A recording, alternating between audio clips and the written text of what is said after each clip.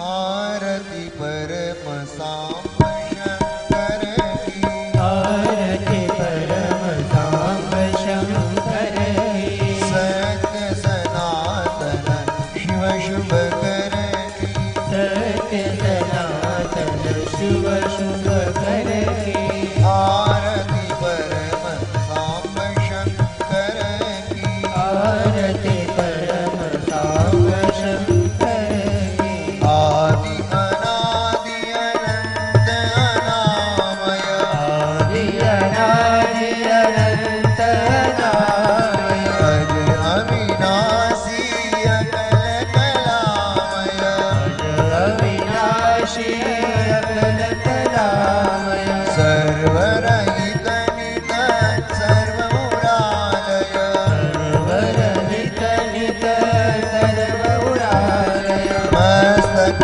सुर सरि धर शशिधर की, मस्तक सुर सरिधर शशिधर की, आरती परम सांब शंकर की, आरती परम सांब शंकर की, करता भरता जग संवारी, करता भरता जग संहारी, ब्रह्मा विष्णु रुद्र तनुधारी, ब्रह्मा विष्णु रुद्र तनुधारी, सर्वविकार रूप अविकारी, सर्वविकार रूप विकारी, अग जग पालक प्रलयंकर की, अग जग पालक प्रलयंकर की, आरती परम सांब शंकर की, आरती परम सांब शंकर की, विश्वातीत विश्वगत स्वामी, विश्वातीत विश्वगत स्वामी, कृष्णा साक्षी अंतर्यामी, साक्षी अंतर्यामी, काम काल सब जगहितकामी, काम काल सब जगहितकामी, अनघ स्वरूप सकल अगर की, अनघ स्वरूप सकल अघर की, आरती परम सांब शंकर की, आरती परम सांब शंकर की, मुनि मन हरण मधुर शुचि सुंदर, मन हरण मधुर रुचि सुंदर, अति कमनीय रूप सुषमावर, अति कमनीय रूप सुषमावर, दिव्यांबर रत्नाभूषण धर, दिव्यांबर रत्नाभूषण धर, सर्वनयन मन हर सुख कर की, सर्वनयन मन हर सुख कर की, आरती परम सांब शंकर की, आरती परम सांब शंकर की, विकट कराल पंचमुखधारी, विकट कराल पंचमुखधारी, मुंडमाल विषधर भयकारी, मुंडमाल विषधर भयकारी, हाथ कपाल श्मशान विहारी, हाथ कपाल श्मशान विहारी, वेश अमंगल मंगलहारी,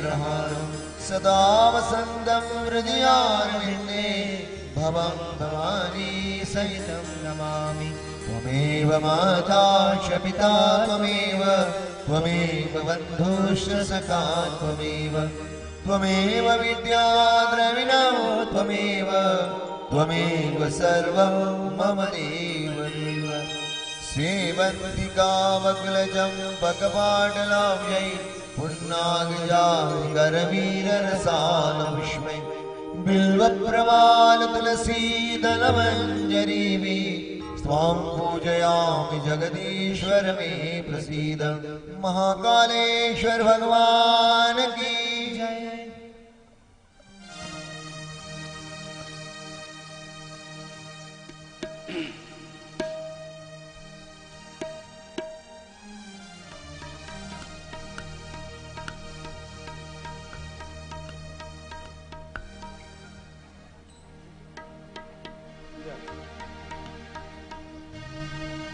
सौराष्ट्रे सोमनाथं च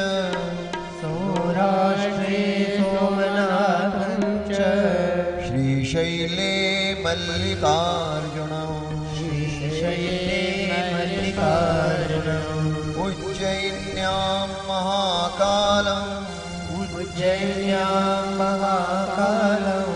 ओंकारे परमेश्वरम् केदारं हिमवत्पृष्ठे डाकिन्यां भीमशङ्करम् वाराणस्यां च विश्वेशं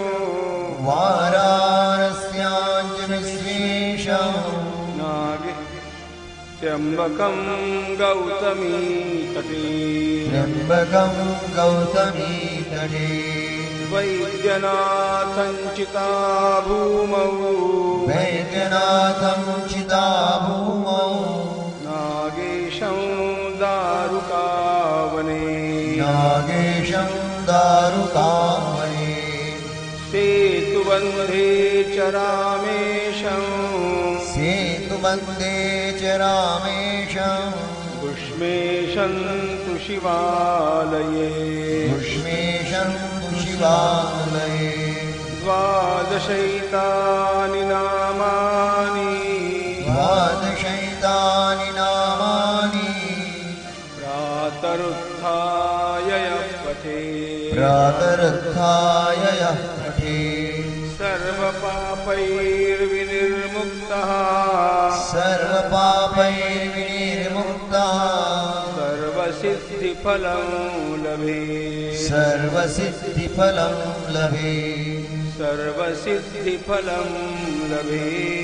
सर्वसिद्धिफलं लभे ब्रह्ममुरारिसुरार्चितलिङ्गम्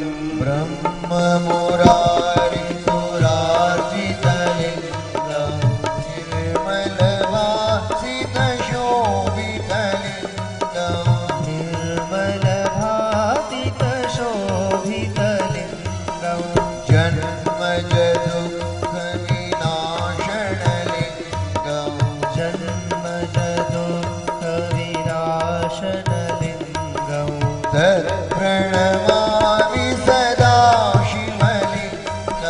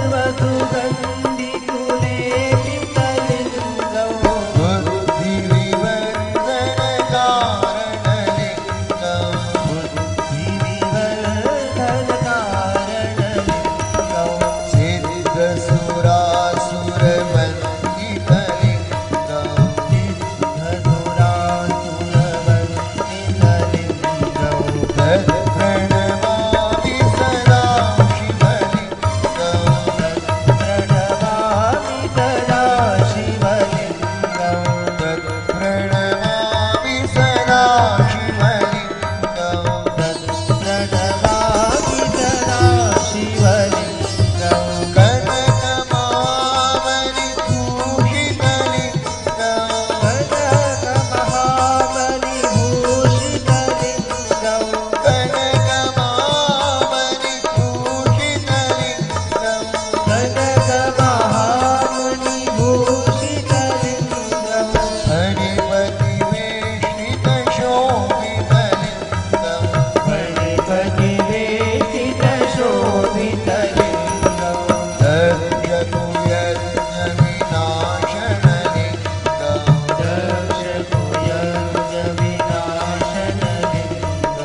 तत्प्रणमामि सदा शिवलिङ्गम् प्रणमामि सदा शिवलिङ्गम् प्रणमामि सदा शिवलिङ्गम् तत्प्रणमामि सदा शिवलिङ्गम् कुङ्कुमचन्दनलेपितलिङ्गम्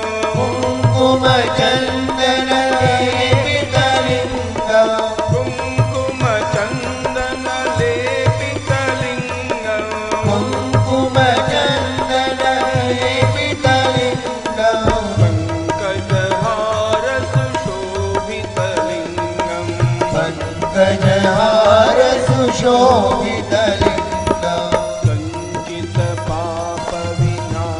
सञ्चितपापविनाशनलिङ्गम् सञ्चितपापविनाशनलिङ्गम् प्रणमामि सदा शिवलिङ्गम् तत्प्रणमामि सदा शिवलिङ्गम् प्रणमामि सदा शिवलिङ्गम् तत्प्रणमामि सदा शिवलिङ्गम् देवगणार्चितसेवितलिङ्गम् देवगणार्चितसेवितलिङ्गम् देवगणार्चितसेवितलिङ्गम् देवगणार्चितसेवितलिङ्गम् भावैर्भक्तिभिरेव च लिङ्गम् भावैर्भक्तिभिरेव च लिङ्गम् दिनकरकोटिप्रभाकरलिङ्गम्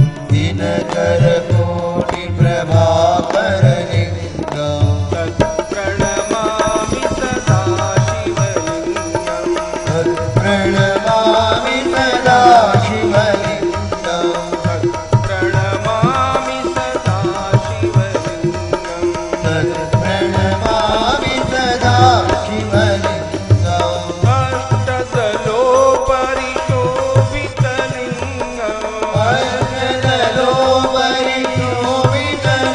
अष्टदलोपरिशोभितलिङ्गम्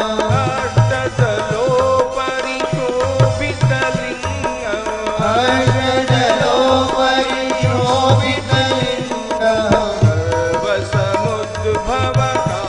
सर्वसमुद्भवकारणलिङ्गम् सर्वसमुद्भवकारणलिङ्गम् सर्वसमुद्भवकारणलिङ्गम् अष्टदरिद्रविनाशनलिङ्गम् अष्टदरिद्रविनाशनलिङ्गम् तत्प्रणमामि सदा शिवलिङ्गम् तत्प्रणमामि सदा शिवलिङ्गम् तत्प्रणमामि सदा शिवलिङ्गम् तत्प्रणमामि सदा शिवलिङ्गम् सुरगुरु सुरवर पूजितलिङ्गम् सुरगुरु सुरवर पूजितलिङ्गम् सुरगुरु सुरवर पूजितलिङ्गम् सुरगुरु सुरवर पूजितलिङ्गम्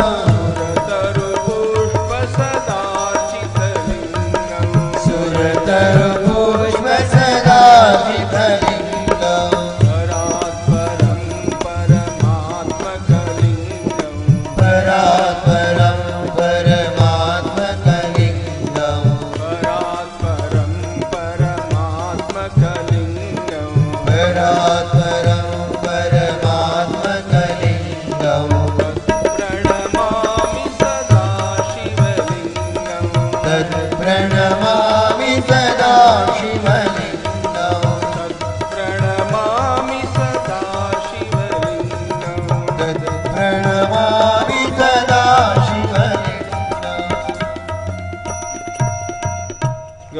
शंकर भगवान की जय श्री महाकालेश्वर भगवान की जय हर सिद्धि माता की जय क्षिप्रा मैया की जय गोपाल कृष्ण भगवान की जय ज्ञानेश्वर महाराज की जय सद्गुरु देव की जय वृंदावन बिहारी लाल की जय गंगा माता की जय गौ माता की जय भारत माता की जय वेदव्यास भगवान की जय शुकदेव भगवान की जय महर्षि वाल्मीकि भगवान की जय देवर्षि नारद भगवान की जय नमः पार्वती पतये हर हर महादेव सब संतन की जय नमामि सद्गुरुं शांतं सच्चिदानंद विग्रहं पूर्ण ब्रह्म परानंदम ईशमानंदी वल्लभम योऽन्तः प्रविश्य मम वाचमिमां प्रसुप्तां सञ्जीवयत्यखिल शक्तिधरस्वधाम्ना अन्यांश प्राणान्नमो भगवते पुरुषाय तुभ्यं ज्ञानेन योगेन च कर्मणा च भक्त्याश्च सर्वस्वसमर्पणेन आराधिताभ्यां श्रुतिमार्गदक्षैर् नमो नमः श्री गुरुपादुकाभ्याम सुरासुरासेवितपाद पंकजा करे विराजत कमनीय पुस्तका विधेष्ट पत्नी कमलासन प्रिया सरस्वती नृत्यतुवाचि मे सदा यस्यांके च विभाति भूधरसुता देवापगामस्तके भाले बाल विधुर्गले च गरलं यस्योरसि व्यालराट सोयं भूतिभूषणस्तुर्वरस्सर्वाधिपस्सर्वदा सर्वस्सर्वगतः शिवस्य शनिभः श्रीशङ्करः पातु माम् नमो देव्यै महादेव्यै शिवायै सततं नमः नमः प्रकृत्यै भद्रायै नियताः प्रणतास्पतां माधुर्यरसकल्लोलां शिवशक्त्यैकरूपिणीं अमृतानुभवार्थाय वंदे ज्ञानेशनंदिनीं यस्य वेदमयी वाणी यस्य देवमयी तनुः यस्य ब्रह्ममयी दृष्टिः स गुरुः पातु मां सदा।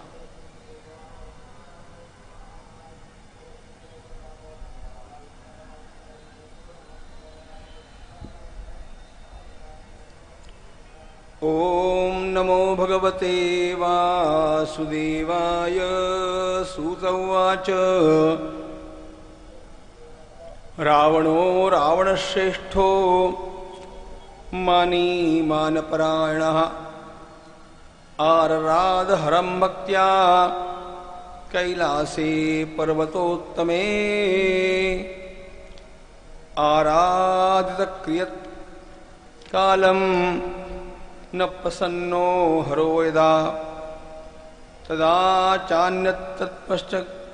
तपश्चक्रं प्रसादार्थं शिवस्य सः ततश्चार्थं हिमवतः सिद्धिस्थानस्य वैगिरेः पौलस्त्यो रावणः श्रीमान् दक्षिणे वृक्षखण्डके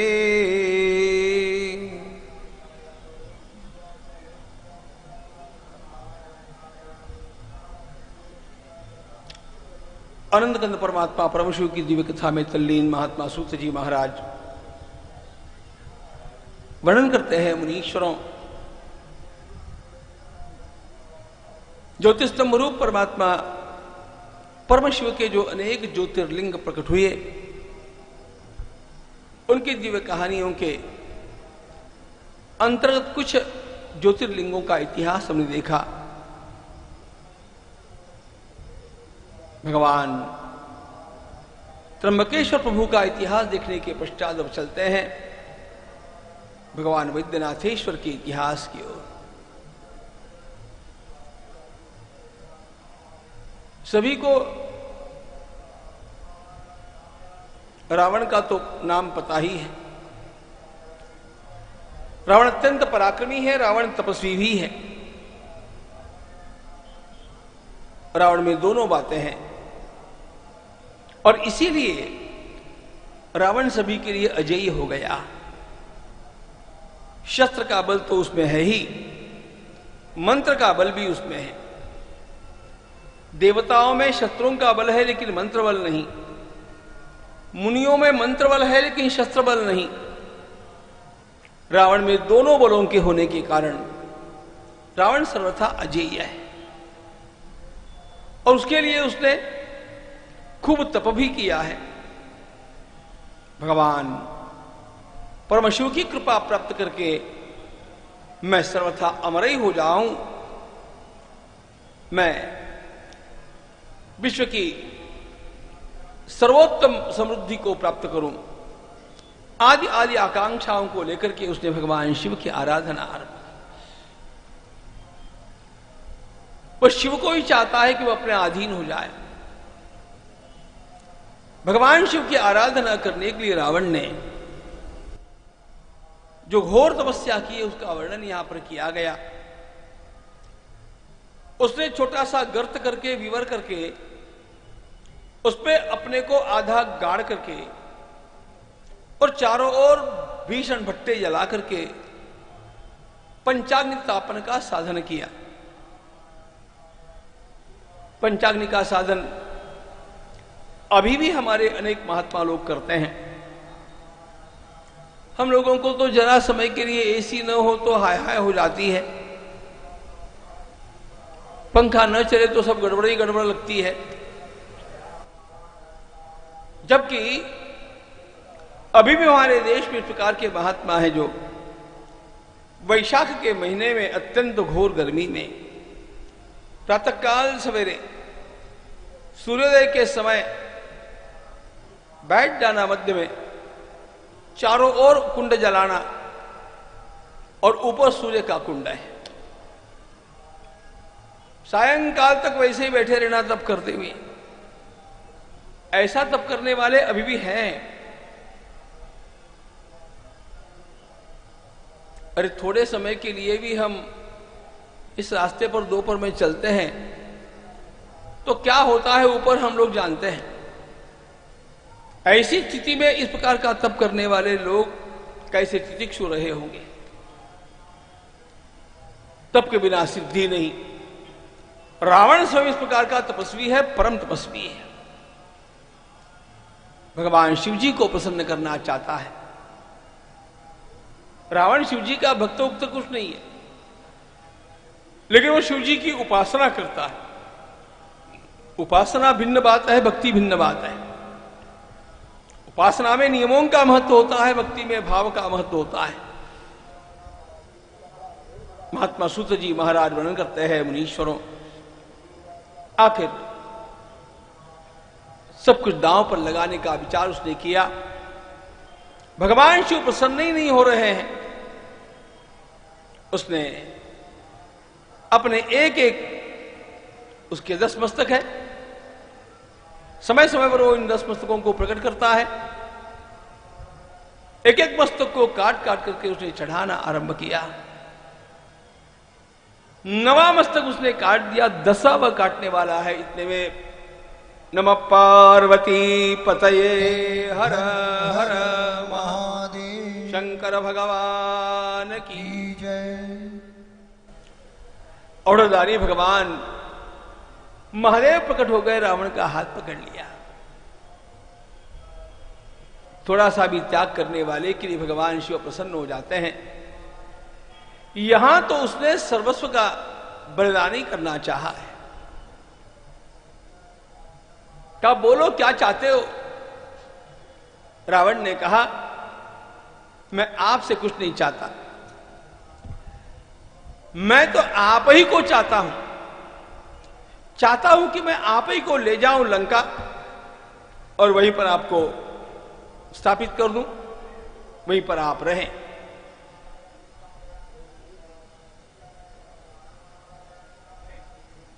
जिस लिंग में आप स्वयं निरंतर विराजेंगे, ऐसा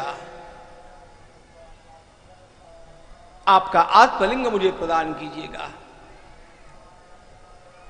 भगवान महादेव ने पहले तो रावण के सारे मस्तकों को ठीक कर दिया अपनी कृपा से और आत्मलिंग निकाल करके दे दिया। कहा कि सुनो, इस रूप में मैंने वैद्य का काम किया है और इसलिए इसका नाम वैद्यनाथेश्वर होगा। ले जाओ। प्रसन्नो भवदेवेश लंकां चत्वाम नयाम्यहम् सफलम कुरु मे कामो त्वामहं शरणं गतः। आकाश मंडल से देवता भगवान महादेव से प्रार्थना कर रहे हैं कि प्रभु आप क्या कर रहे हैं। आज की ही अवस्था में यह रावण हम लोगों को इतना सताता है, भयंकर है, और जब आप स्वयं इसके अधीन हो जाएंगे तब क्या होगा। दया करो। उनके मन के भाव को समझ करके भगवान शिव ने एक बात और कह दी। रावण से कहा कि देखो, इस लिंग को लेकर के तुम्हें चलना होगा। दो बातें हैं, एक तो पीछे मुड़ करके देखना नहीं और कहीं पर भी इस लिंग को भूमि के ऊपर रखना नहीं। इस लिंग को भूमि के ऊपर जहां तुम रख दोगे वहां से हिलने वाला नहीं।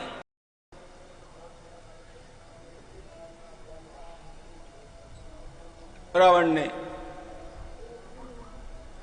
वैद्यनाथेश्वर भगवान आत्मलिंग को लिया और रावण चल पड़ा।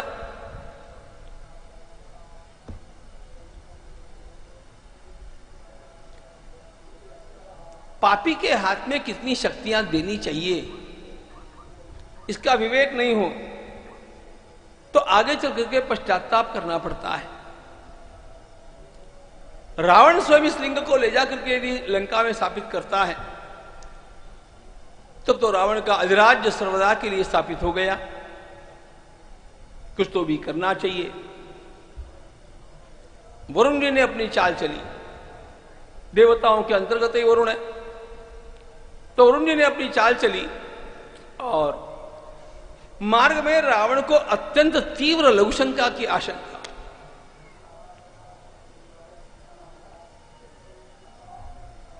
बड़ी तीव्र है। अब क्या किया जाए।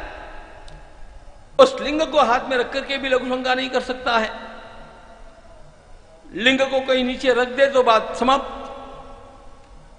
तो क्या किया। दृष्ट्वैकम तत्र वै गोपम प्रार्थलिंगम ददौ च तम मुहूर्त के यतिक्रांते गोपो भूद विकलस्तदा। गौवे चराने वाला एक ग्वाल बालक वहां पर था। रावण ने कहा, ए भैया, थोड़ा मेरा काम करो ना, एक कुछ क्षणों के लिए इस लिंग को अपने हाथ में धारण कर लो। उसने कहा, कोई बात नहीं बाबा जी,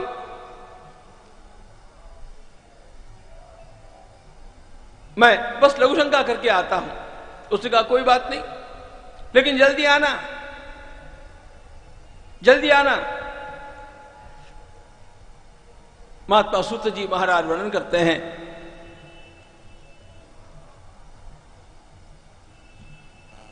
वरुण जी ने अपनी चाल बहुत ही अधिक चल दी। भगवान शिव की ऐसी लीला कि रावण की लघुशंका दीर्घशंका हो गई। कितना ही समय हो गया है उसकी लघुशंका पूरी नहीं हो रही। बस समय व्यतीत होते हुए देख करके उस गोप बालक ने कहना आरंभ किया, अरे जल्दी आओ, जल्दी आओ, मेरे हाथ दुखने लग गए हैं, जल्दी आओ। एक बार आवाज दी, दूसरी बार आवाज दी, तीसरी बार आवाज दी। रावण आ नहीं पाया। उसने लिंग को वहीं पर स्थापित कर दिया। वैद्यनाथेश्वर भगवान की जय। बाद में रावण दौड़ता आया भी। रावण की उसकी कहा सुनी भी हुई, लेकिन अब क्या कर सकता है। उस लिंग को पुनः रावण ने उठाने का प्रयास किया ना, आत्मलिंग हिला ही नहीं। भगवान वैद्यनाथेश्वर के साथ रावण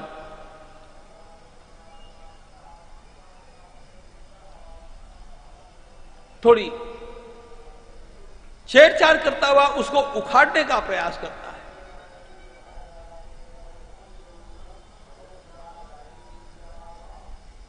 भगवान परमशिव कैसे उखड़े? देवर्षि नारद जी महाराज का आगमन हुआ। नारद जी महाराज पहुंच जाते हैं समय पर कहीं पर भी, तो नारद जी को देख करके रावण ने प्रणाम किया। नारद जी ने कहा क्या लगाया है भाई? रावण ने कहा अरे देखो, ऐसा तप करके मैंने ये शिवलिंग प्राप्त किया।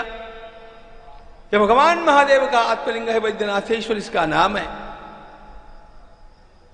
गड़बड़ी हो गई और यह स्थापित यहीं पर हो गया। नारद जी ने कहा तुम भी उस भोले भंडारी का भरोसा करते हो?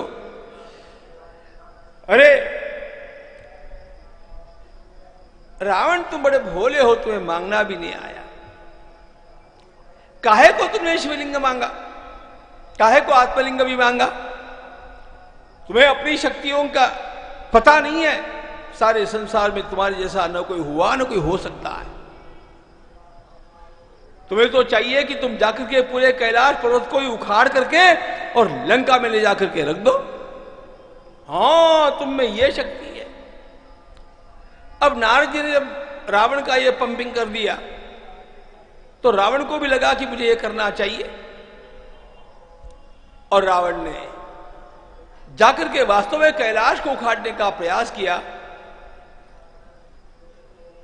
भगवान शिव उसको कुचल देते हैं। तब जाकर के वह भगवान शिव को पुनः प्रसन्न करने के लिए प्रार्थना करता है। जटाकटाह संभ्रम भ्रमनिलिंप निर्जरी, यह रावण का शिव तांडव स्तोत्र उस समय गाया गया भगवान शिव को प्रसन्न करने के लिए।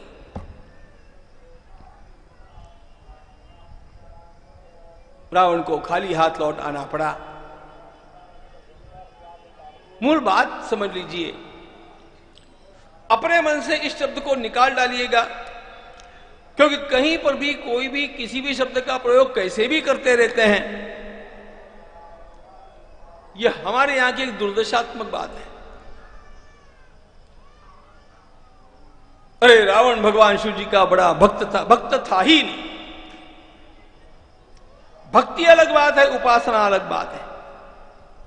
उपासना में कंडीशंस होती है, शर्तें होती है, नियम होते हैं। क्रिया को महत्व है, पदार्थों को महत्व है, क्रिया के क्रम को महत्व है। भक्ति में एक भाव प्रेम को छोड़ करके अन्य किसी बात को महत्व है नहीं। और भक्ति है प्रेम का नाम। रावण को भगवान शिव से कोई प्रेम नहीं, ध्यान रखना। रावण को प्रेम है संपत्ति से, रावण को प्रेम है भोगों से। भगवान शिव को संपत्ति का, भोगों का साधन बना करके वह उनकी अनुकूलता को प्राप्त करना चाहता है। भक्ति उक्ति कुछ नहीं है। उपासना का परिणाम गलत भी हो सकता है, भक्ति का परिणाम कभी उल्टा हो ही नहीं सकता है। यह बात ध्यान में लेनी चाहिए। उपासना कभी की जाती है, कभी छोड़ भी दी जाती है, वह सावधिक होती है। भक्ति जब होती है तो होती ही है, नहीं होती है तो नहीं होती है, और जब हो जाती है तो बढ़ती जाती है, कम कभी होती नहीं है। गुण रहितम कामना रहितम प्रतिक्षण वर्धमानम सूक्ष्मतरम अनुभव रूपम प्रेम स्वरूपम, यह भक्ति का लक्षण है। इसलिए वो तो प्रतिक्षण वर्धमान है। उपासना की बात ऐसी नहीं है, ज्ञान की बात ऐसी नहीं है। वस्तुतंत्रम सदा ज्ञानम कर्तृतंत्रम उपासनम। उपासना कर्तृतंत्र है। मैं चाहे तो करूं, चाहे तो ना करूं। भक्ति ऐसी नहीं है। भक्ति हो जाती है, और जो होती है तो बढ़ती जाती है। उपासना के बल पर, मंत्रों के जप के बल पर, कुछ परिक्रमाओं के बल पर, कुछ पदार्थों के हवन के बल पर, कुछ उपवासों के बल पर, कुछ विशिष्ट मुहूर्त के ऊपर किए हुए कुछ स्नानों के बल पर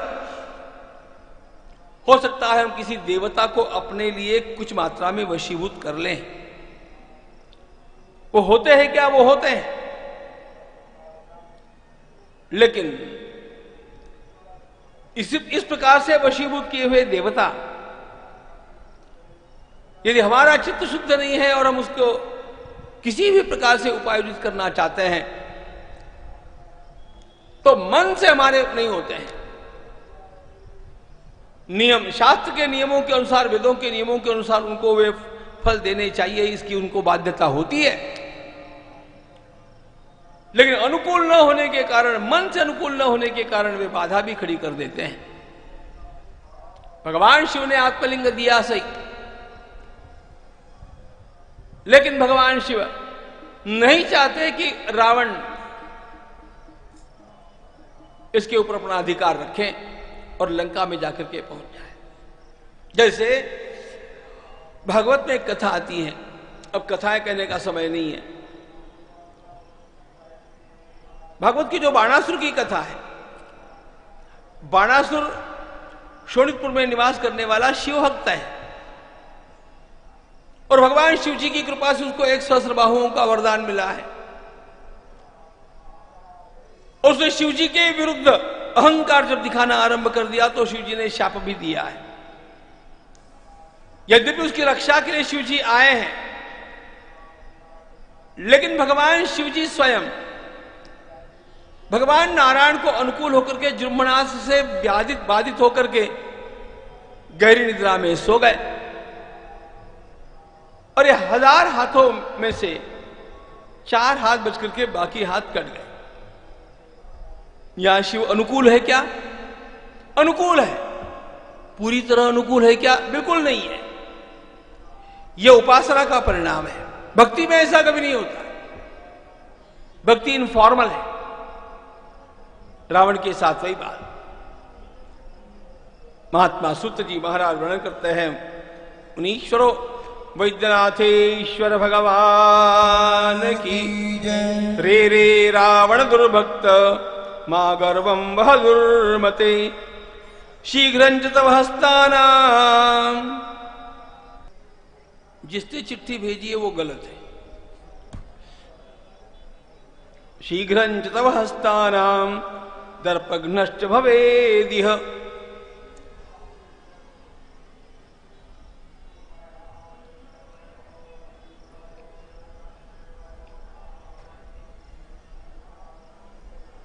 गोकर्ण महाबलेश्वर की भी कथा थोड़ी ऐसी है, लेकिन मूल बात शिव पुराण में जो है यह वैद्यनाथेश्वर भगवान की है। वहां की कथा कुछ भिन्न है। वहां पर गणपति ने अपना काम किया है। महात्मा सूत जी महाराज वर्णन करते हैं, मुनीश्वरों, एक बार अथात संप्रवक्ष्यामि नागेशाख्यम परात्मनः ज्योति रूपम यथा जातम परमं लिंगमुत्तमं दारुका राक्षसी काचित पार्वती वरदर्पिता। महात्मा सूत जी महाराज वर्णन करते हैं, मुनीश्वरों, दारुका नाम की एक राक्षसी ने भगवती पार्वती की आराधना की। देखो, तपस्या करने का अधिकार सबको है, सबको करनी चाहिए। तपस्या करने के पश्चात हम प्राप्त क्या करना चाहेंगे ये अपनी अपनी वासनाओं के अनुसार होता है। और इसीलिए तप में कायिक, वाचिक, मानसिक ये 3 भाग और फिर भी सात्विक, राजस, तामस ये 3 भाग पुनः होते हैं। राक्षस रजोगुणी भी हो तो भी रजोगुणी व्यक्ति भी अपनी शक्तियों का संचय करना चाहता है, उनका उपयोग करना चाहता है, इसलिए तप करता है। दारुका नाम की इस राक्षसी ने भगवती पार्वती के लिए तप किया और बस धीरे धीरे जगन्माता की एक सन्निकट बन गई। अब देखिए, एक और तो उनका संबंध है भगवती पार्वती के साथ। भगवती पार्वती उनका सम्मान करती है, उनसे प्रेम करती है। अब हो ऐसा गया, इसका पति है दारुक, ये बड़ा अत्याचारी है। ये इधर इसके अत्याचार में सहयोग भी देती है, उधर भगवती शिवा भगवती पार्वती की सन्निकट सखी भी बन गई है। अब इसका निवास एक वन के अंतर्गत है, उसका नाम ही आगे चल करके दारुका वन हो गया। और सभी प्रकार के अत्याचार इसका पति करता है, यह उसमें सहभागी होती है। एक और भगवान शिव और पार्वती के साथ संबंध, दूसरी ओर यह अत्याचार, इसलिए लोगों की सुनवाई कहां पर हो, यह बड़ा प्रश्न हो गया। बड़े लोगों का सहारा लेकर के जब तुच्छ लोग सज्जनों के ऊपर संकट लाते हैं, उनको दुविधाएं निर्माण कर देते हैं, तो सज्जनों के लिए प्रश्न खड़ा हो जाता है कि अब जाए तो किसके पास जाए, शिकायत करें तो किसके पास करें। क्योंकि जो अत्याचारी है, उन अत्याचारियों का ही उन लोगों के साथ संबंध है जो कुछ कर सकते हैं। आखिर सामान्य लोग जो दुखी हो गए, वे ऋषियों के वहां के युद्ध में प्रधान और वो नाम के ऋषि के पास गए, उनसे प्रार्थना की। महर्षि और ने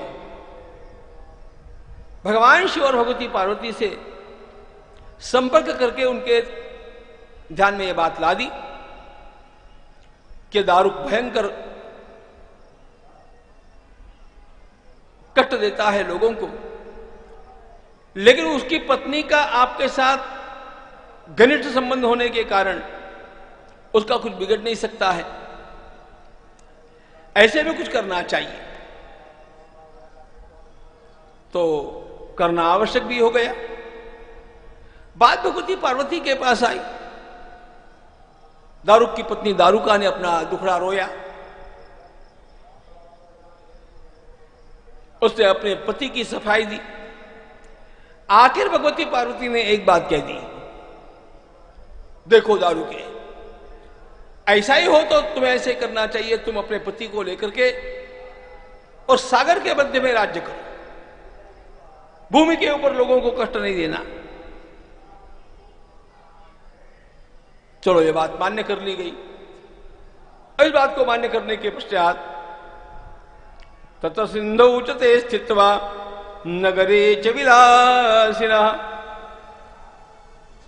अब यह दारुक नामक का राक्षस भूमि के ऊपर आकर के कोई अत्याचार नहीं करता है, लेकिन जहाजों में बैठ करके जो व्यापारी लोग जाते हैं उनके ऊपर इसने अत्याचार करना आरंभ किया।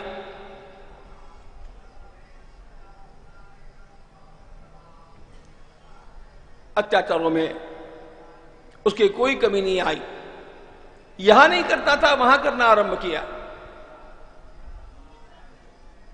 महात्मा सूत जी महाराज वर्णन करते हैं, एक बार ऐसे हुआ, सुप्रिय नाम का एक वैश्य जो भगवान शिव की आराधना करता था, वो उस जहाज में से प्रवास कर रहा था, और इस दारुक ने उसको बंदी बना लिया। उसके धन को तो लूट लिया, इसको बंदी बनाया और भी उससे धन हड़पना चाहता है। जिस व्यक्ति का जीवन भोग प्रधान हो जाता है, उसको कितना भी धन देने पर भी उसका धन पर्याप्त नहीं होता है, ध्यान रखना। थोड़ी सी कमाई में अच्छे लोग अच्छा जीवन जी लेते हैं, और खूब संपत्ति प्राप्त करके भी हल्के वृत्ति के लोग भोग विलासों में मग्न होने के कारण उनको उतनी संपत्ति से भी संतोष होता नहीं, और उसमें से कुछ संचय कर सकते नहीं। दोष यहां पर संपत्ति कम है कि अधिक है, इस बात का नहीं है, हमारी आदतें कैसी इस बात का है।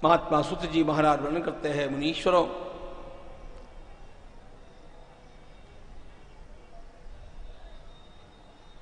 एक बार कारागृह के अंतर्गत ये सब भगवान शिव की पूजा कर रहे हैं। सुप्रिया उनके सबके मध्य में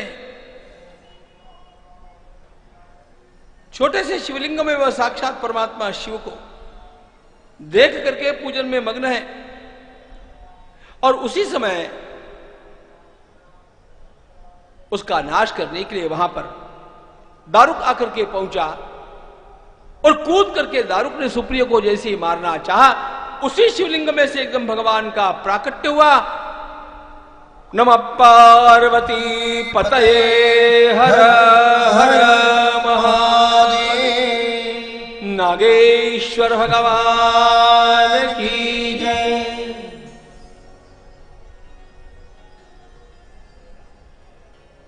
भगवान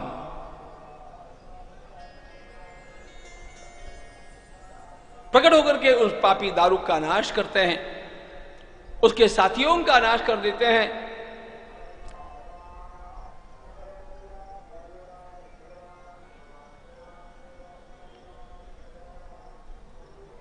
सुप्रिय के कथनानुसार भगवान निरंतर के लिए वहां पर भक्तों की रक्षा करते हुए विराजमान हो जाते हैं। सागर के तटवर्ती वन के स्थान में यह लिंग होने के कारण गुजरात प्रांत के द्वारका के समीप का स्थान इसके लिए ग्रंथों के अनुसार अधिक अनुकूल लगता है। बाकी जहां जिस प्रांत में जाना वहां के सब लिंगों को ज्योतिर्लिंग ही कहना। अतः परम प्रवक्ष्यामि लिंगम रामेश्वराभिधम।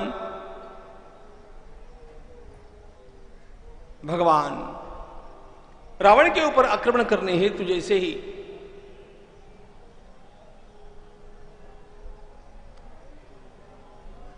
सागर के तट पर आकर के विराजमान हुए और हनुमान जी महाराज तो सागर के ऊपर छलांग लगा करके उसको पार कर गए थे, लेकिन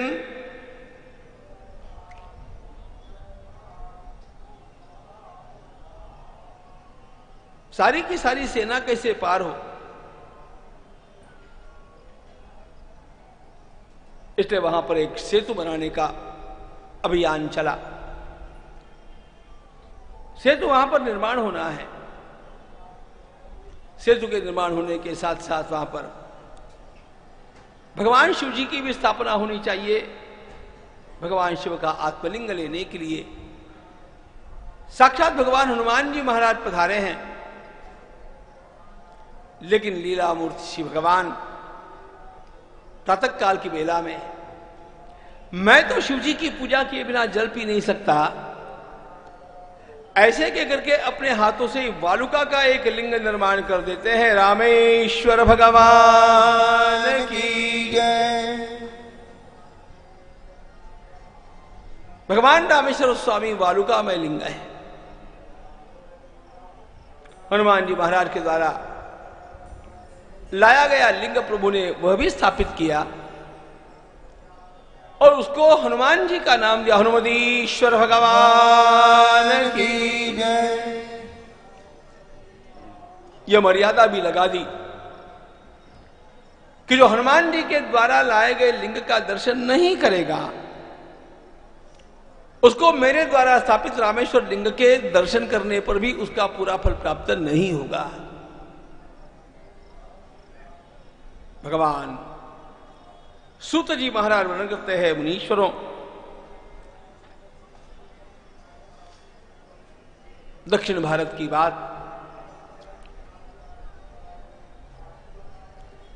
अतः परंच घुष्मेशम ज्योतिर्लिंगमुदाहृतम तस्यैव च सुमाहात्म्यं श्रूयताम ऋषिसत्तमाः दक्षिणस्यां दिशि श्रेष्ठो गिरदेवेति संज्ञकः। यह देवगिरी के समीप की बात है। देवगिरी आज भी है।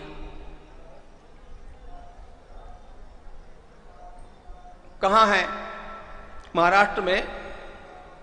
आप लोग औरंगाबाद कहते हैं, हम लोग संभाजी नगर कहते हैं। उस संभाजी नगर के समीप देवगिरी है। वहां की यह घटना है। यह देवगिरी अत्यंत बड़ा किला भी है, शहर भी है, और यह बड़ी राजधानी रही है। उस देवगिरी में एक उत्तम विप्र का निवास था जिसका नाम सुधर्मा है। उसकी पत्नी है सुदेहा। दोनों बड़े सदाचारी हैं, बड़े अच्छे हैं।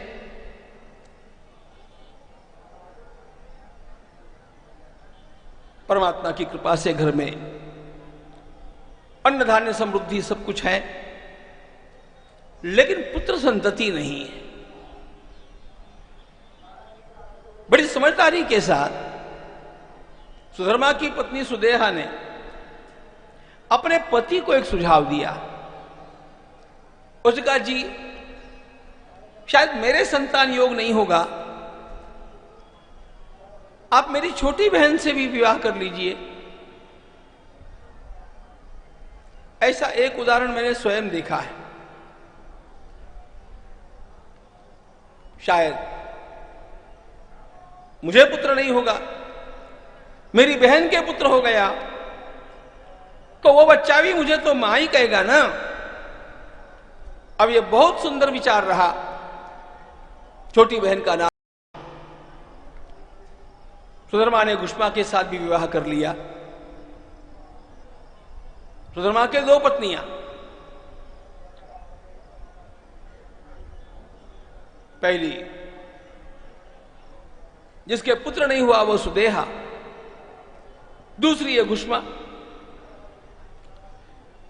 इस घुष्मा को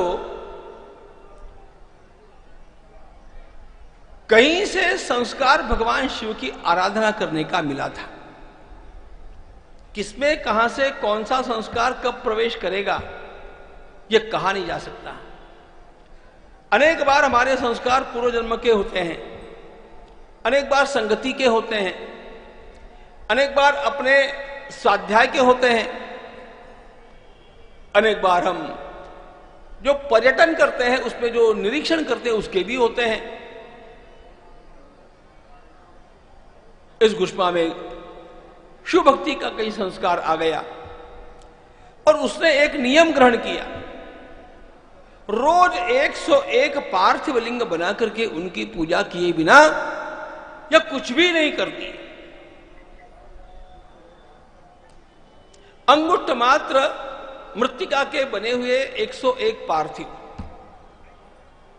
रोज नूतन मृत्तिका से बनाना, उनमें शिव की प्रतिष्ठा करना, उनकी सबकी पूजा करना और सबकी पूजा करने के उपरांत सबका विसर्जन किसी जलाशय में करना। बहती हुई नदी हो तो बहुत अच्छा।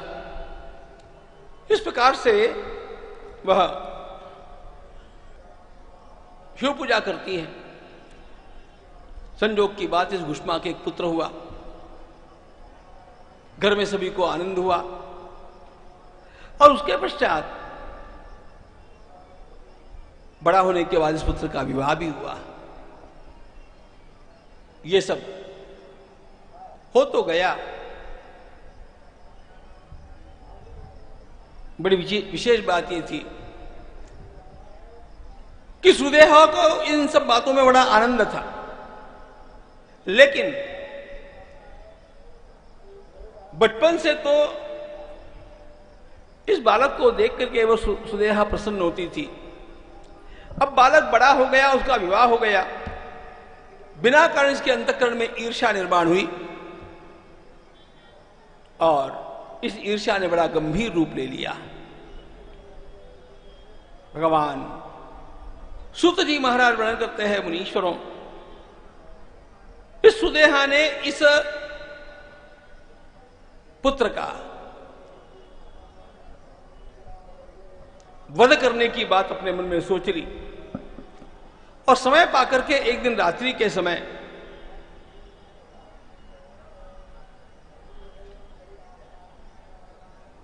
सौतेली माता ने, सुदेहा ने, उस बालक के शरीर के, वो रात्रि में सो रहा था, टुकड़े टुकड़े कर लिए और ले जा करके जल में डाल दिए। उस पुत्र की पत्नी को इसका पता नहीं चला, लेकिन जब सवेरे वो उठी और देखा तो सारा कमरा रक्त से भरा हुआ था और पति तो वहां पर था ही नहीं। वो जोर से चीखी, चिल्लाई, दौड़ करके आई, अपने ससुर से कहा, अपनी सास से भी कहने लगी, लेकिन वह तो शिव जी की पूजा में बैठी थी। उसका नियम था 101 शिवलिंगों की पूजा हुए बिना किसी के साथ कोई बात भी नहीं करना। अब ये पति बड़ा चिंताक्रांत हो गया, बेटा कहां गया, ये रक्त कहां से आया? अच्छा, वो मां जिसने ये सब किया था वो झूठ मूठ का रुदन कर रही है। न पति के ध्यान में आता है, न उस बालक की पत्नी के ध्यान में आता है। कितना बड़ा हादसा हो गया, लेकिन घुष्मा के ऊपर कोई परिणाम कैसे नहीं है।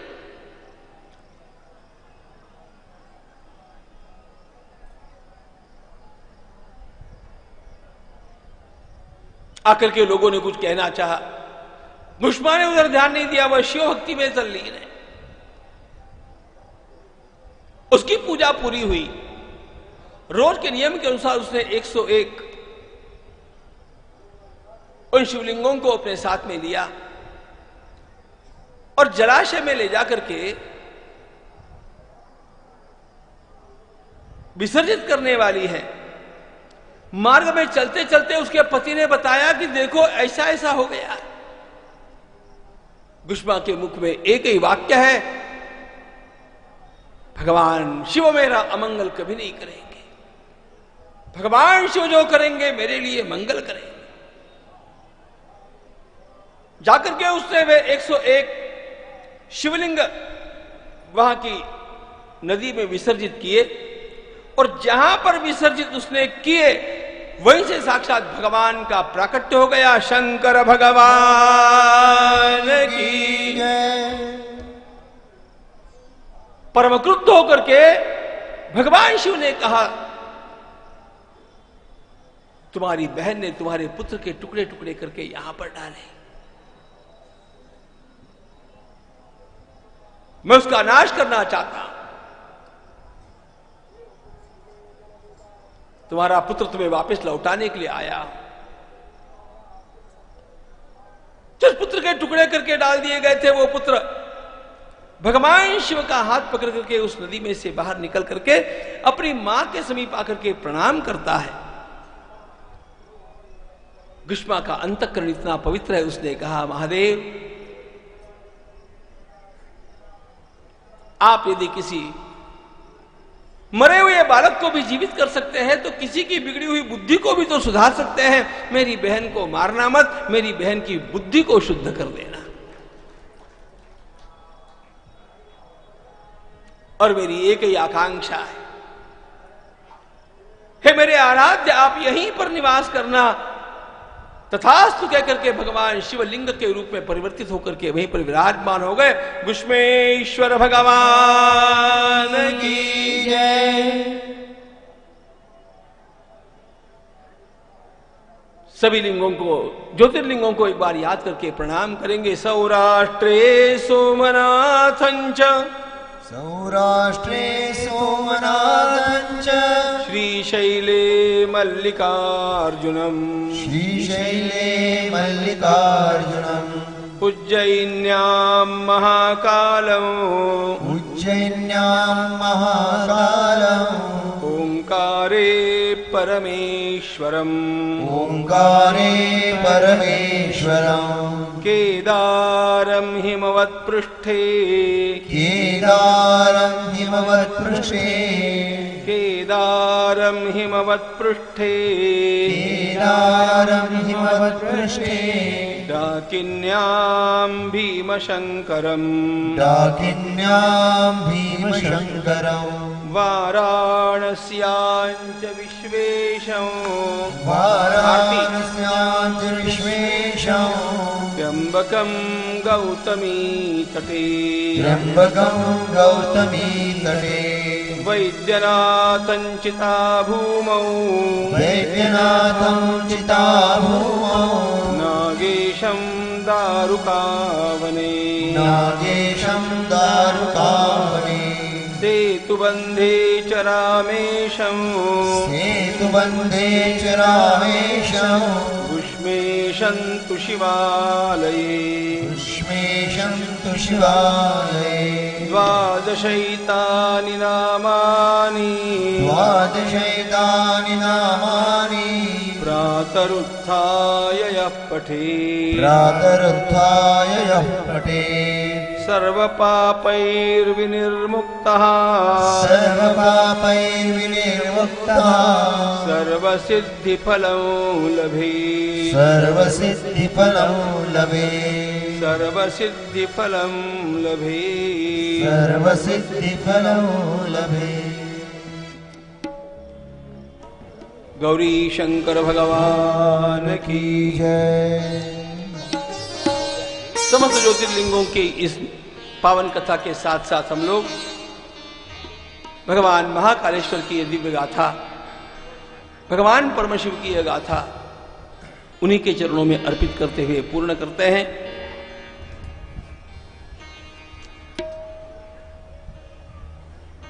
शिव पुराण की कथा कहीं पर भी श्रवण की जाए तो भी अत्यंत महत्वपूर्ण, वो भगवान महाकालेश्वर के सानिध्य में,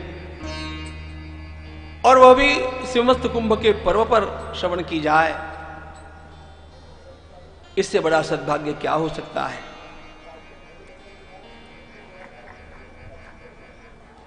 सद्गुरुदेव महाराज की कृपा, उन्होंने दूरभाष से मुझे यह आज्ञा की, और जिस समय महाराज की आज्ञा हुई उस समय हम गाड़ी में चल रहे थे। शिव पुराण की कथा की बात चली थी और हमारे श्री शिवचरण जी मोहताही पास में बैठे थे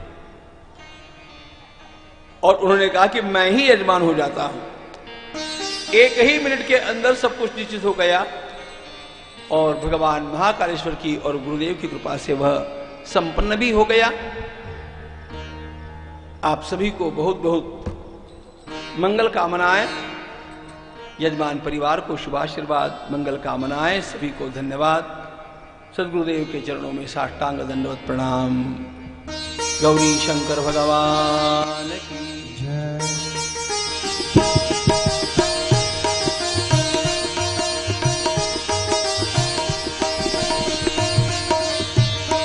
ॐ जय शिव ओंकारा प्रभु हर शिव ओंकारा ब्रह्मा विष्णु सदा शिव ब्रह्मा विष्णु सदा शिव हरदांगी तोरा ओम हर हर महादेव एकानन चतुरानन पंजानन राधे शिव पंचानन राधे हंसासन गरुड़ासन हंसासन गरुड़ासन वृषवाहन साजे ओ हर हर हर महादेव दो भुज चार चतुर दशभुज सोहे शिव दशभुज तोरे तीनों रूप निरखते त्रिभुवन गण मोहे हर हर हर महादेव श्वेतांबर पीतांबर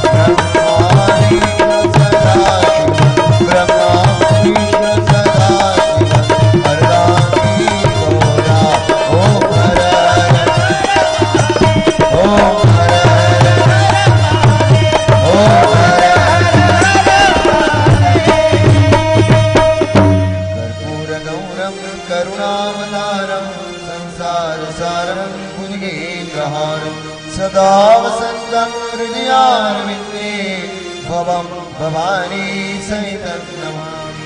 त्वमेव माता च पिता त्वमेव बन्धुश्च सखा त्वमेव विद्या द्रविणं त्वमेव सर्वं मम देव सेवन्तिका वकुलचम्पकपाटलाब्जै पुण्डागजातिकरवीररसालपुष्पै बिल्वप्रमाण तुलसीदलमञ्जरीः त्वां पूजयामि जगदीश्वर मे प्रसीद।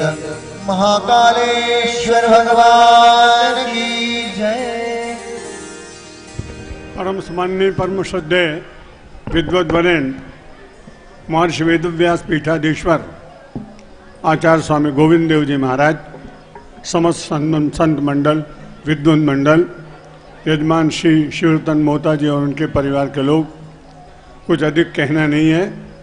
पूरी शिवपुराण की कथा सुनने के लिए बहुत समय चाहिए, आचार्य जी को भी बहुत समय चाहिए, लेकिन हमारे यहाँ तो कहा है शास्त्रों ने, एक शब्द सम्यक अधीत सम्यक प्रयुक्त स्वर्गलोक के काम दुखो भवती। शब्द एक सुना जाए, सम्यक अधीता, अच्छी तरह से, और फिर उसको सुनने के बाद आचरण में उतारे। सम्यक प्रयुक्त, वो एक शब्द स्वर्ग में आपके लिए द्वार कल्प तरु बन जाएगी, कामधेनु बन जाएगा। तो यहाँ तो आपने इतनी बार नमः शिवाय बोला है, 5 बार खाली नमः शिवाय बोलिए। हमारे आचार्य जी को वहाँ नरेंद्र मोदी जी के संत भोजन में, संतों को भोजन करा रहे हैं वो, मुझे भी आमंत्रण है, लेकिन मैं जा नहीं पा रहा हूँ, मेरा स्वास्थ्य ठीक नहीं। मैं अनेक बार मोदी जी को मिला हूँ, इसलिए मोदी जी को मिल जाने से मैं बहुत बड़ा हो जाऊँगा ऐसा मैं मानता नहीं, लेकिन उनका अच्छा है, संतों को बुला रहे हैं। संतों के आशीर्वाद से राजा को जो बल मिलता है उससे उसका अनिष्ट नष्ट होता है। राजा का गौरव नहीं बढ़ता उससे, ये नहीं समझना चाहिए उसको हमने इतने महात्मा बुलाए। अरे वो महात्मा तुम्हारे ऊपर कृपा करके आए और तुम्हारे अनिष्ट का शमन किया अपनी साधना और तपश्चर्या देकर। मैं मानसिक रूप से यहाँ से अर्पित करूँगा। और उनके संदेश वाहक को बोल दिया कि मेरा स्वास्थ्य ठीक नहीं। 5 बार बोलिए, कथा का विसर्जन हो रहा है, आचार्य जी को जाना। ओम नमः शिवाय, ओम नमः शिवाय, ओम नमः शिवाय, ओम नमः शिवाय, ओम नमः शिवाय, ओम नमः शिवाय, ओम नमः शिवाय, ओम नमः शिवाय, ओम नमः शिवाय, ओम नमः शिवाय। ओम त्र्यंबकं यजामहे सुगंधिं पुष्टिवर्धनम् उर्वारुकमिव बन्धनात् मुक्तोर्मुक्षीयमामृतात्। नमः पार्वतीपतये हर हर महादेव। महाकालेश्वर भगवान की जय। हर सिद्धि माता की जय। बड़े गणपति भगवान की जय। सुदामा जी की जय। जय। सांदीपन ऋषि की जय। विद्यार्थी गोपाल कृष्ण भगवान की जय। नमः पार्वती पतये हर हर महादेव। यहाँ बांके बिहारी बन के नहीं रहे हो, इसीलिए मैंने बोला विद्यार्थी। यहाँ भगवान कृष्ण विद्यार्थी बनकर रहे हैं सुदामा के साथ। एक संपन्न और एक विपन्न, पब्लिक स्कूल नहीं था वो सांदीपन का ऋषि था। वहाँ गरीब ब्राह्मण और चक्रवर्ती सम्राट का बेटा और स्वयं भगवान गाय चराते, कांटों में घूमते। कुछ लोग आते हैं। हाँ, बहुत अच्छा लगा। शिवरतन मोहता जी को बहुत धन्यवाद। बड़ा पवित्र स्थान पर उनको मिला ये यजमानत। भगवान शिव की पावन कथा उनको, श्रोताओं को, विश्व को, सारे संसार को शिवत्व प्रदान करे, ऐसी प्रार्थना करता हूँ। आचार्य जी को बारंबार नमस्कार, धन्यवाद।